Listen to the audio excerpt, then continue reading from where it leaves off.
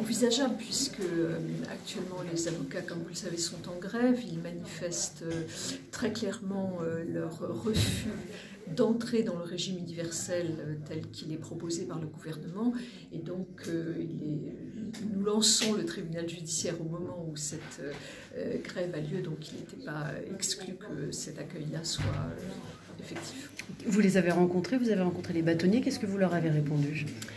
Alors, j'ai rencontré les bâtonniers, ils ont exposé les raisons pour lesquelles ils refusent d'entrer dans le régime universel, qui sont des raisons à la fois de crainte d'une hausse des cotisations trop forte, d'une perte de leur indépendance par le refus de conserver leur caisse de retraite.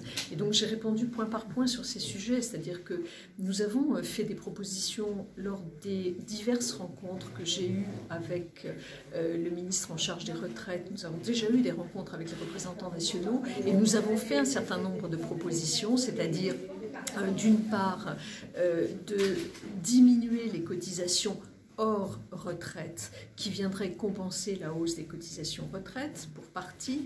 Nous avons clairement dit que leurs caisses et leurs réserves leur resteraient, qu'ils les conserveraient et qu'ils pourraient ainsi en assurer la gestion et l'utilité. Et nous avons fait également d'autres propositions.